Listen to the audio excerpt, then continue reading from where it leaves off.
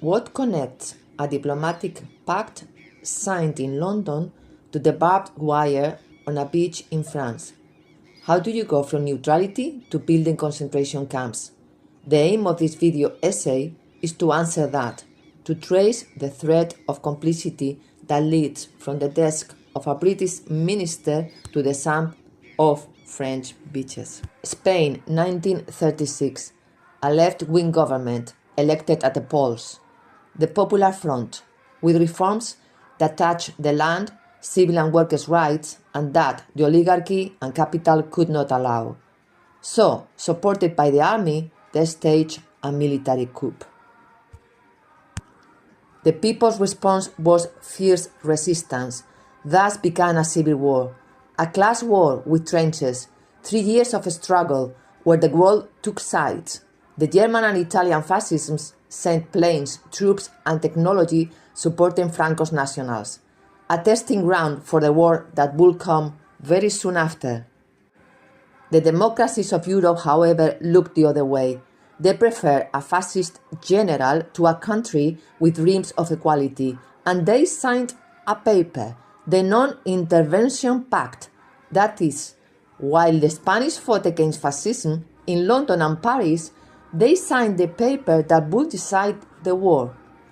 But that non-intervention was a farce, a diplomatic scam.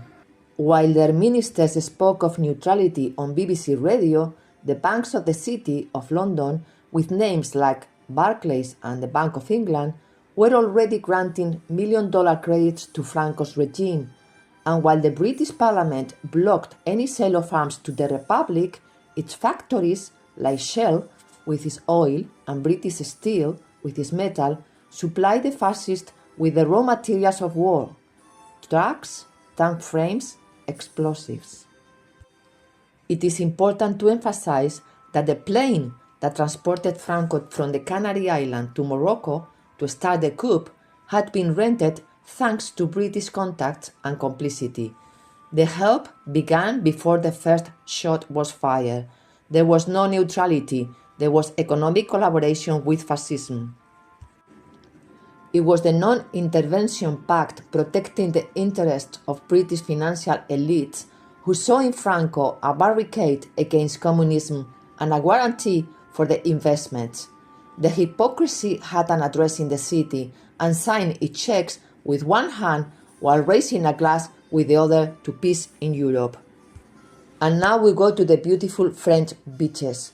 1939, when the legitimate government of the Republic has lost the war, where we find 500,000 people defeated crossing the border, believing they were escaping death, believing they would find refuge in the next door country.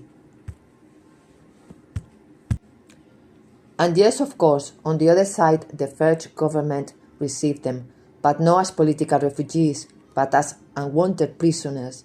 They locked them up on the beaches of Argelès-sur-Mer, Saint-Cyprien, and El Bacarès.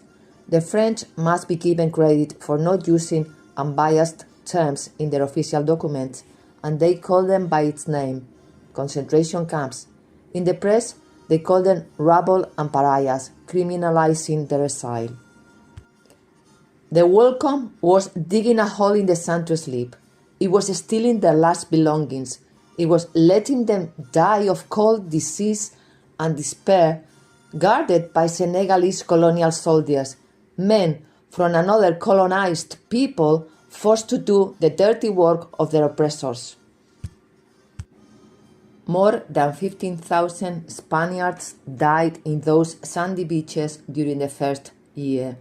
The values of the French Revolution, liberty, equality, fraternity, disappear when their impoverished European neighbors crossed the border. So no, it was not the democracies that defended the Spanish people. It was their dissident sons, those who disobeyed the governments, those who chose conscience over flag and money. The true struggle, solidarity without question marks, did not come from governments. It came from the docks, from the factories, from ordinary people. It came with the simple names of the international brigades, with communists, socialists, anarchists, and people with no specific political affiliation who crossed the borders illegally not to sign pacts, but to wield a rifle alongside those they believed were just. They did intervene. They did not ask about credit or profit. They only asked about the trench that had to be defended. In summary, here there were two betrayals. France locked them up, and England funded those who persecuted them.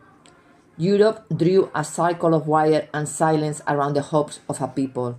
They told us this decision were the price of peace. They told us it was the sensible thing. They told us they could not intervene. They lied, because they did intervene, and in the most vile and low way. And this is not just history, it is a cycle that repeats every time a government chooses interest over humanity, every time an exile becomes a number, a problem. And to finish, I will quote my hero Buenaventura Durruti, a symbol of revolutionary coherence. He said, "No government fights fascism to destroy it. When the bourgeoisie sees power slipping from its hands, it resorts to fascism to maintain itself."